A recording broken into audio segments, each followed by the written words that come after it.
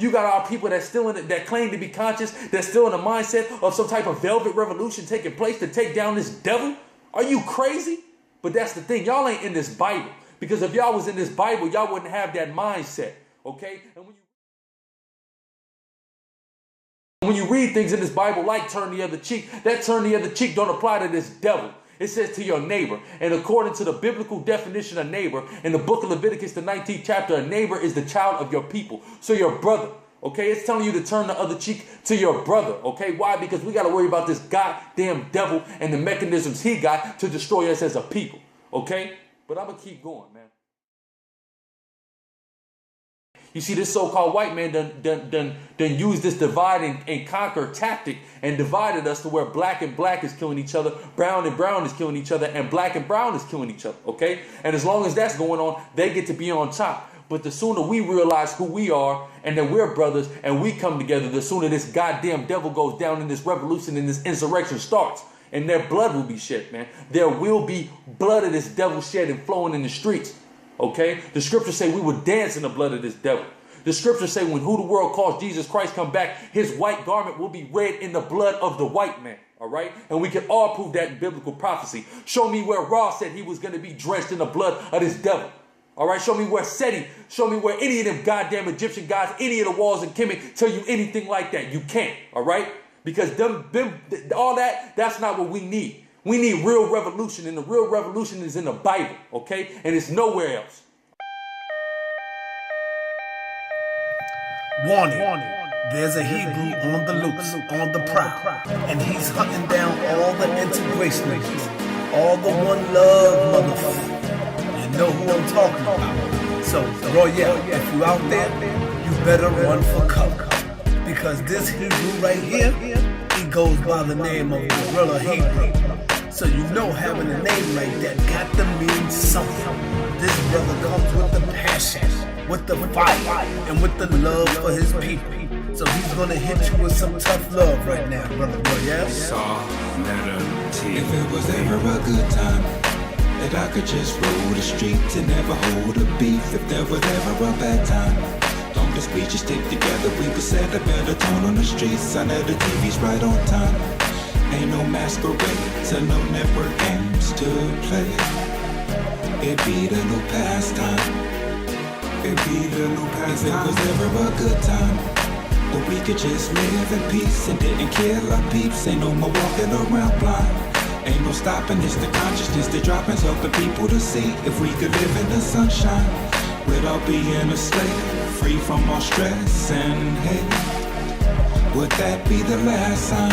SaNeterTV. Shalom, first and foremost, want to give all praises to Yahweh Ba'ashem Yahushai. Give double honor to the elders of Ruel and others in Shalom to all the brothers out there doing the work of truth and sincerity. All right, it's brother AHLAZAR BANLAWYA here again. Kind of want to do a video in response to a video recently done when Brother Royale had came to the House of Consciousness. He was having a dialogue with SaNeter and with another older brother whose name escapes me, and he was saying some things, and he was saying things that triggered a lot of thoughts in my head and brought a lot of scriptures to mind through the spirit, and it points out a lot of the flaws in our people's thought process, man. Okay, not only in our people's thought process, but ultimately it shows that what he's trying to bring is solutions to problems that don't make any sense. And again, we keep stressing that the only solution to our problems as a people is in the Bible, okay, and then coming back to the Bible. And we're going to kind of, through the spirit, I want to kind of give you guys an introduction to some of the solutions that the Bible presents for us, okay? And to show that these ideas that these men are creating aren't adequate and aren't sufficient in liberating our people, okay? And the only sufficient explanation and route to our people's liberation is in the Bible, okay? And it's clear.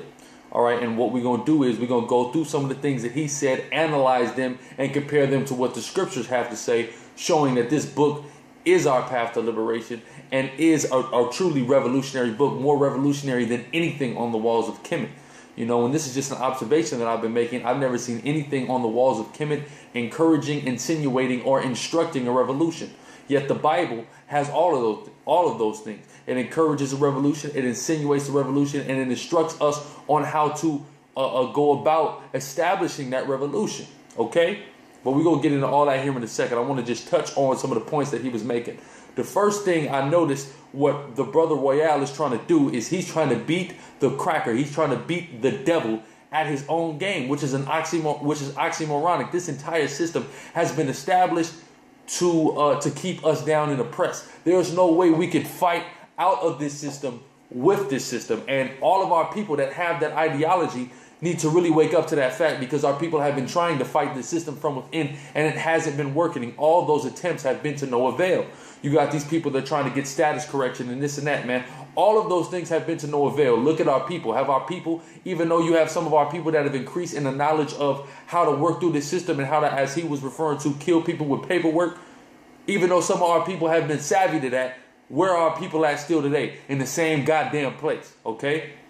And you have to understand the so-called white man has an unbreakable bulletproof glass ceiling in this place. Why? Because he learned from, unlike us, he learned from the mistakes of his past. When you go into the ancient Roman Empire and you deal with how the crackers was ruling back then you deal with a man by the name of Septimius Severus, who was a black man who rose to power and became the emperor of Rome going back to 173 AD. They know not to ever let something like that happen again and to never let a black man truly gain power again. Okay? They have a bulletproof glass ceiling to prevent anything like that from happening. All right? But real quick, you trying to beat this devil at his game. You talking about running for office. You want to play by their rules. You cannot play by their rules and expect to beat them. Okay? You can't defeat them in their arena, man. All right? And I'm going to get a quick scripture. This Proverbs 3:31. And this is why we need to follow the Bible. The Bible gives us explicit instructions on how to better ourselves and our people. Okay? And because y'all ain't following it, that's why y'all out here looking stupid. Because frankly, Royale wasn't looking that good, man. Okay? And the comment, people was talking on the comment boards, man. And I understand that him, you know, and he had a good little building experience he had with my elders, you know, and I seen, you know, and I don't necessarily just want to outright down him. But what I want to say is he's misguided, man. He's really misguided. He's been misguided by some of the people he looks to as role models, and he's misguiding himself. Okay, and the scriptures is going to give us the guidebook, and we're going to prove that. Okay, this Proverbs 3:31. Envy thou not the oppressor, and choose none of his ways. The scriptures tell us to choose none of his ways. So we are not to operate like the so-called white man operates, like the devil operates. We are better than him intellectually, physically, spiritually, on every level. So why are we going to operate in his ways? Why are we going to stoop down to his level? We're not going to stoop down to his level and play his games because we're better than that. He is our oppressor. We are to learn none of his ways as commanded by the Holy Bible, man. All right? So y'all got to remember that, man. And y'all got to really understand these scriptures and the guidebook it lays down for us, man. And the roadmap it lays down for us for our ultimate liberation and our ultimate rulership of this entire planet Earth. Okay? I'm going to keep going, though. And the older brother, again, his name escapes me, forgive me. But he made a great statement. He said, this devil is the same. Because Royale was trying to play it as if the so-called white man that changed up. This devil is the same goddamn devil he's always been. And that's also according to the Holy Bible. This Revelation 12:9. And the great dragon was cast out, that old serpent called the devil and Satan, which deceiveth the whole world. He was cast out into the earth, and his angels were cast out with him. Now, that's not, people will read that like it's talking about some type of spooked out being, man. Some type of actual demonic being that fell from heaven. No, that's talking about the so-called white man, that old serpent who deceived the whole world. No damn Ray dude with horns and a goddamn pitchfork went around the whole world deceiving it. The white man did that. The cracker did that. That's the devil. And they said that's that old serpent. Meaning he's been the same devil since the beginning of time, and he ain't been doing nothing but lying and trying to get over on and oppress our people since the beginning of time. That is his his purpose of existence, man. Okay? So he's the same devil. He uses the same evil, demonic, deceptive tricks and fuckery. All right? So we need to remember that, man. Okay? And y'all need to get it out of your head like he's some type of different devil. And y'all dreaming about just reparations and all that shit, man. Before I woke up to who I was, man, and when I didn't know a goddamn thing, I really believed in that reparations shit, man. But you know what reparations is? Reparations is, matter of fact, I got to get another scripture real quick. And I'm going to show you what reparations is, all right? And reparations is promised to us in the Holy Bible. All right, we're going to show you what reparations is in the book of Revelations, coincidentally enough. Okay, we're going to go to Revelations 13, and I'm going to start at at verse 10. Okay? He that leadeth into captivity shall go into captivity. That's reparations. Did the so-called white man not lead the black, Hispanic, and Native American man into some form or fashion of captivity? Yes, he did. So what is he getting in return for that? Captivity. That's reparations, okay? Putting this devil in slavery and making his slavery 2 to 10 times worse than he did to us, okay? I'm going to keep reading. He that killeth with the sword must be killed with the sword. Did he not slay us with the sword, both the ancient sword and the modern day sword? All right, the different mechanisms they have and they have invented to kill our people. So now it's their turn to get that. That's real reparations, okay? Let me keep reading. Here is the patience and the faith of the saints. And that's what we as the saints of the Most High need to be patiently waiting for. As the black and Hispanic man, as the Lord's people, we are to be patiently waiting for the time when the Lord is going to allow us to pay them back for what they did to us. Okay, recompense them double, as the scriptures say, for what they did to us. That's true reparations. Not no goddamn fiat currency. Not no land in America that's a desolate land and will soon be a perpetual waste and be destroyed, man, by thermonuclear destruction. I don't want no land in America. I don't want none of this American money. I want the blood and I want to whip the backs of those that whip my ancestors' backs.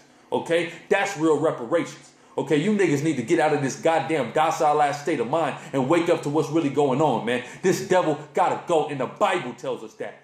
Ancient Kemet don't tell us that. The Bible tells us that. All right, but we're going to keep going. Okay, and that's the thing. The whole thing of this revolution. When is this revolution going to come? Well, the scriptures tell us, number one, the first thing we need to do in order for this revolution to be ushered in is we need to get right spiritually. And the more of us that get right spiritually, pursuant to the words of the Holy Bible, and come back to who we are and start trying to keep the laws, statutes, and commandments of Yahweh Ba'Shem Yahweh Shai to the best of our abilities, that's when this insurrection and this revolution will be ushered in. You know, he's talking about a velvet revolution. He's talking about a bloodless, bulletless revolution. A velvet revolution is not reality, man. Anybody who thinks a velvet revolution, meaning a revolution, a non-violent revolution, is going to take place in order for this so-called white man to be ushered out, the most proud bastard in the world, and for the black man to get, the black and Hispanic man, let's not forget our brothers, even though some of them are lighter tone, and some of them might think I'm Hispanic. I'm not Hispanic, man. I'm a so-called Haitian, for the record, okay? But the whole thing is this. For us to get reinstilled at our proper state, which is the height of the hill, which is the rulers of the world, this white man got to go down with violence. And the Bible tells us that. With violence, he must go down, okay? Ain't gonna be no velvet revolution. This devil who is ruled and not patronized, but ruled and terrorized the entire planet Earth with the sword, with blood, with violence, with rape, robbery, and murder. You think he gonna go down without violence, without rape, robbery, and murder? Are you crazy? Man, you niggas in this mindset, man, I'm getting hot. You know, and forgive me for getting hot, pardon my zeal, but the whole thing is, you got our people that's still in it, that claim to be conscious, that's still in the mindset of some type of velvet revolution taking place to take down this devil. Are you crazy? But that's the thing, y'all ain't in this Bible, because if y'all was in this Bible, y'all wouldn't have that mindset, okay? And when you read things in this Bible like turn the other cheek, that turn the other cheek don't apply to this devil. It says to your neighbor. And according to the biblical definition of neighbor, in the book of Leviticus, the 19th chapter, a neighbor is the child of your people. So your brother, okay? It's telling you to turn the other cheek to your brother, okay? Why? Because we got to worry about this goddamn devil and the mechanisms he got to destroy us as a people, okay? But I'm going to keep going, man. All right? But again, we got to get right spiritually, okay, for this revolution to come. And I'm going to get a couple scriptures proving that. This Ezekiel, the 37th chapter, and it's going to be the 15th to the 17th verse. The word of the Lord came again unto me, saying, Moreover, thou son of man, take thee one stick and write upon it for Judah. Who is Judah? That's your Negro, your West Indian, and your Haitian man, okay? The southern kingdom, the three southern tribes, the tribe of Judah, Benjamin, and Levi, okay? As I spoke about in previous videos, the nation of Israel was split into two kingdoms, okay? And started to function as two nations. And we forsook the northern kingdom, who then later came over to this side of the world, mingled with the heathen, got their lighter complexion, and are known as the Latino and Native American, okay? But I'm going to keep going. For Judah and for the children of Israel, his companions, and take another stick and write upon it for Joseph, the stick of Ephraim, okay? And for all the house of Israel, his companions. So it said, take a stick, write the names of the southern kingdom and the northern kingdom. That's why when you see us out there on the street corners, we have a sign that has the 12 tribes of Israel, their ancient biblical identity and their current identity, the Negro, West Indian, Haitian, Puerto Rican, Dominican, all the way down. All right, I'm gonna keep going though. and join them one to another into one stick, and they shall become one in thine hand. All right. So we need to wake our people up. We need to spread this message to our people, wake them up, bring our people back to who we are. And as more of us come back to who we are, we will see this revolution and this insurrection inevitably begin. All right. Because we're going to become one in the Lord's hand. You see, this so-called white man done used this divide and conquer tactic and divided us to where black and black is killing each other, brown and brown is killing each other, and black and brown is killing each other, okay? And as long as that's going on, they get to be on top. But the sooner we realize who we are and that we're brothers and we come together, the sooner this goddamn devil goes down and this revolution and this insurrection starts. And their blood will be shed, man. There will be blood of this devil shed and flowing in the streets. Okay, the scriptures say we will dance in the blood of this devil.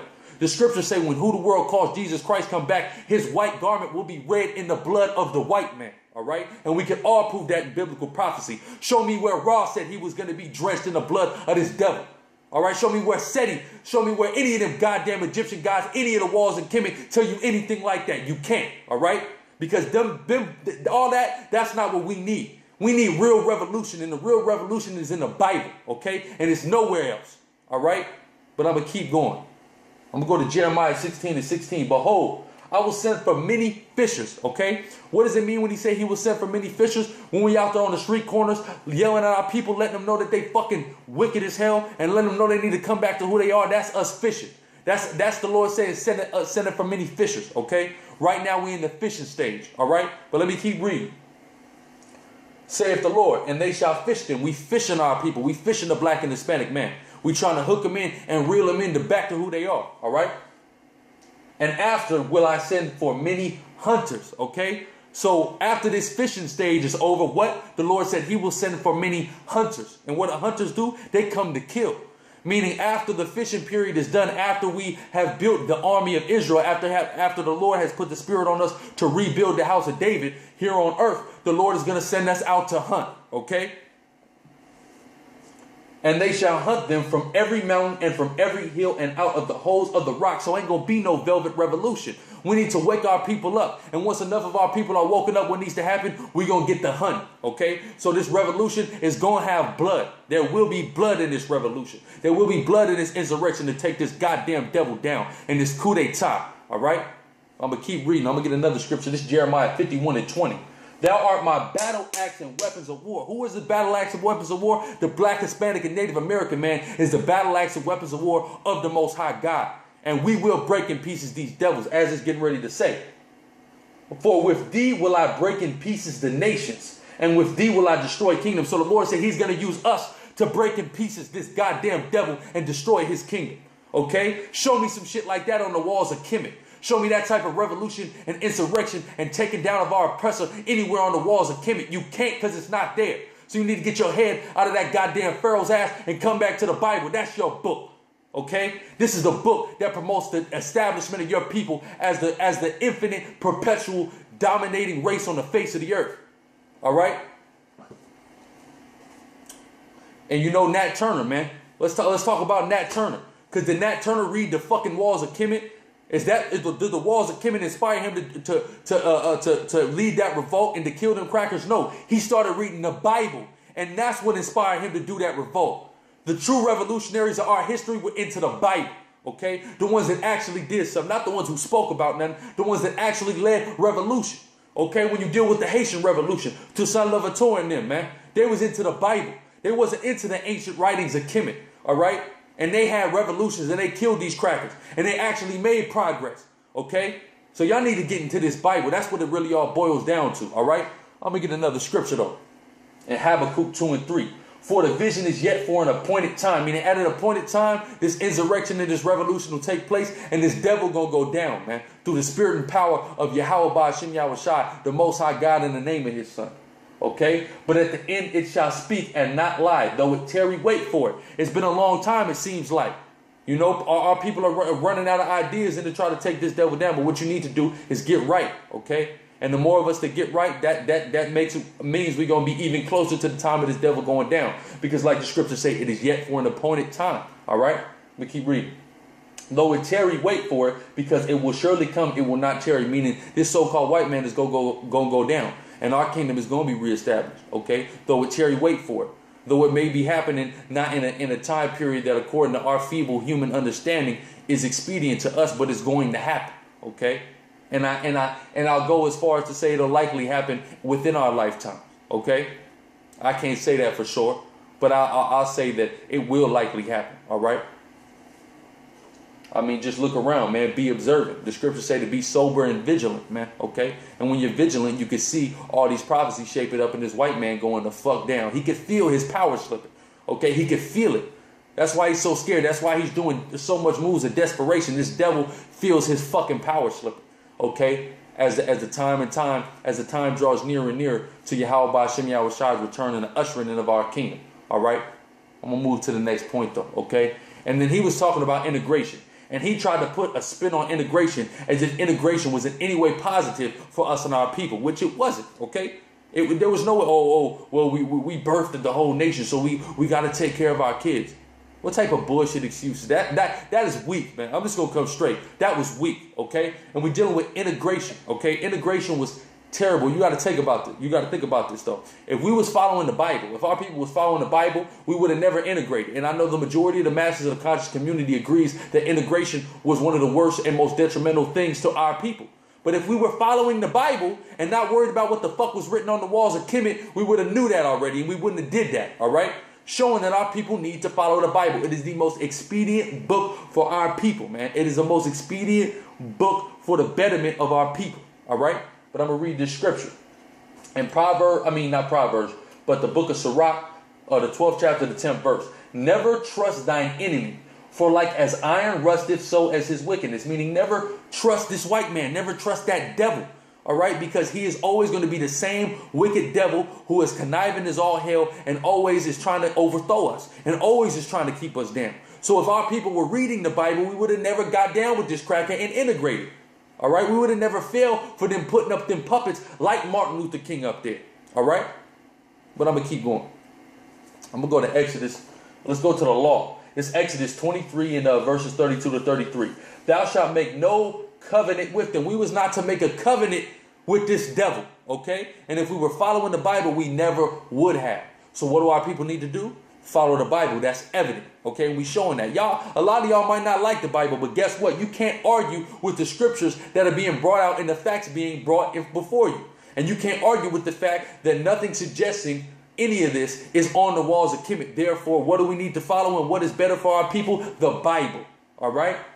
And coming back to the law, statutes, commandments of Yahweh Ba'ashem Yahweh Shai, all right? Thou shalt make no covenant with them, nor with their gods. They shall not dwell in thy land, lest they make thee sin against me. For if thou serve their gods, it will surely be a snare unto thee. Exactly. And following the ways of the white man have been snares unto us. And even following the ways of the Kemetic people have been snares unto us, because they're not our people either. And we shouldn't make no covenants with them either. All right? But I'm going to keep going. We'll go back to Proverbs. Let's go to Proverbs 11 and 21. Though hand join in hand, though you got our people trying to join up with these devils and with these other nations, even these Hamitic people, all right? The wicked, which is the so-called white man, according to biblical definition, shall not be unpunished, all right?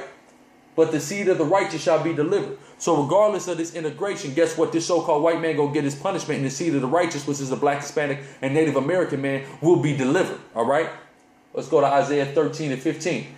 Everyone that is found shall be thrust through, and everyone that is joined unto them shall fall by the sword. So you got guys like Royale trying to tell us to basically join unto these people, trying to get in bed with them, get in their arenas and play by their rules. But what does the scripture say? Everyone that is found with them shall be thrust through. So you got our people that are sympathizing with this devil, joining up with this devil. Guess what? They gonna go down too, because they black devils. Ain't that what the conscious community like to call them, black devils? Well, guess what's going to happen to the black devils? They want to play by the white man's rules. They're going to die right along with the white man when the revolution starts, man. All right? But, and then real quick, he's talking about, what did this man say? He says something along the lines of, something about the so-called white man and what he do. And I believe it was something that had to do with what he was saying as far as we everybody's child, or everybody's our child rather, so we got to take care of them or something like that. Man, let me tell you something about this so-called fucking white man, all right? There's a reason that he done gone all around the world, okay? Because, well, number one, because he's the devil and he can't fucking help himself. And the Bible tells us this, all right? There's a reason why the so-called white man done went to every fucking continent and raped, robbed, and murdered and colonized a goddamn place. And now he's trying to recolonize places he already fucking colonized. Because he's the fucking devil, all right? Let's read this, though. And to hell with all them goddamn politicians. This you got this dude Royale trying to go and talk to these fucking politicians. They got their head so far up this goddamn devil's ass it don't make no sense. Fuck them politicians. They got to die right along with this devil. All right, and I'm just going to say that straight.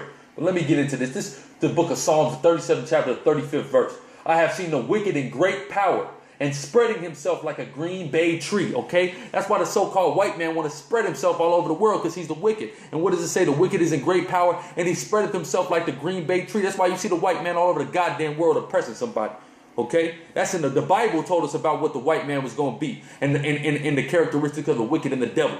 All right, them goddamn pyramid texts, none of them papyruses, none of them goddamn pyramid writing, coffin writing, none of that bullshit tells us anything like this, okay? And if we would have been reading the Bible actually and not reading the watered down doctrine that this devil gave us, our people wouldn't be in this fucking position.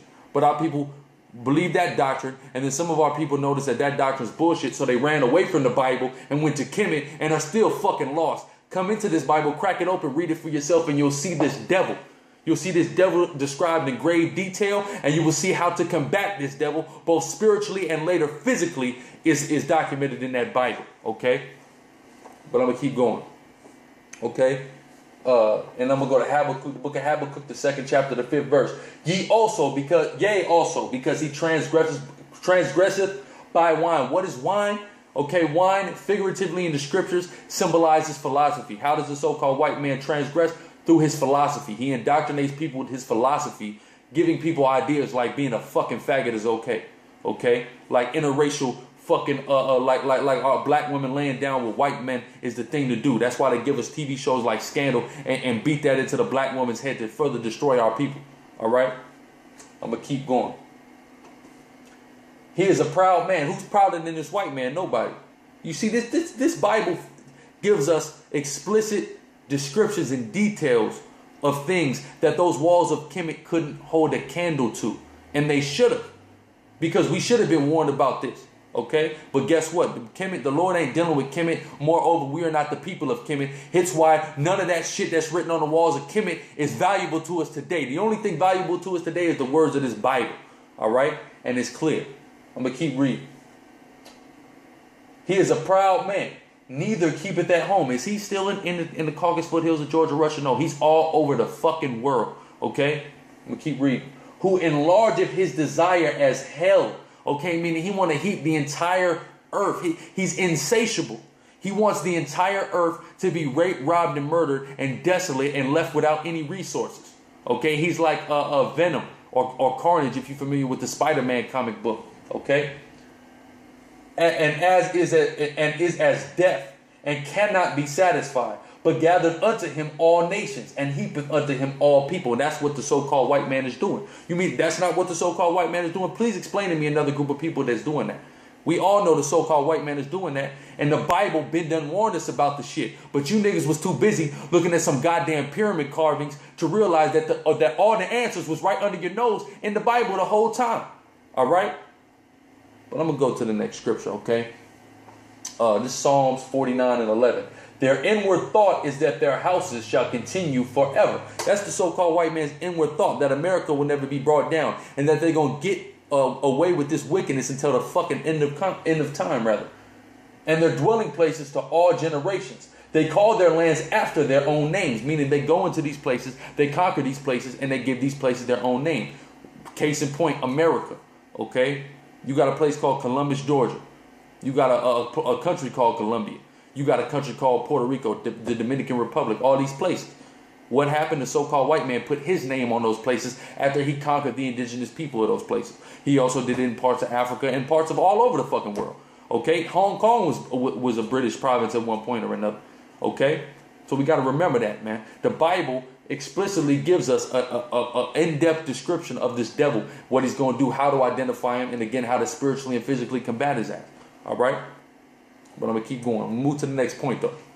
Now, I kind of want to switch gears because I've kind of been getting at him. I kind of been getting on Royale. Okay, but what I want to do is take it back and sort of come to his defense on a certain point because, you know, I felt like they were trying to play him out because he was a young man.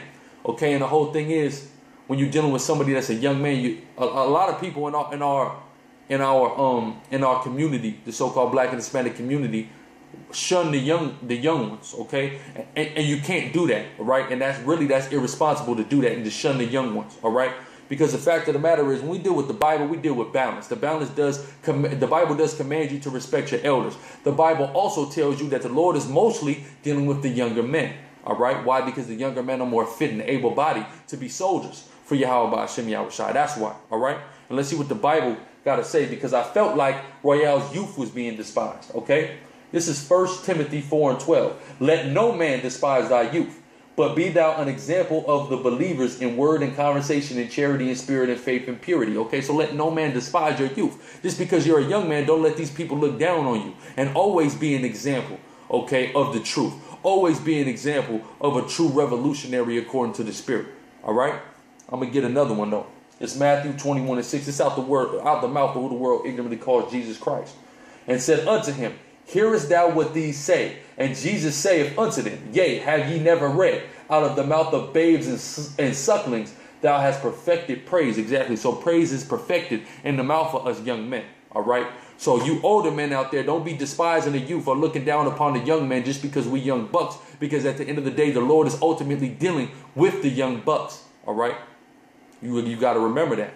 Okay, because we coming in this thing young, we able-bodied, we got that fiery spirit, and the Lord gonna have us out here doing His bidding. Okay, not to say that there's not elders. We got the elders of GMS are a perfect example. But when did they start? When they was young men, and they were raised up in this thing. You see what I'm saying?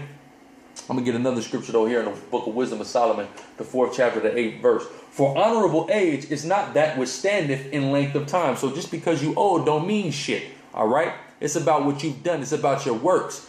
It's about the difference and the impact you've made to your people in the name of the Most High God, more importantly, over anything else.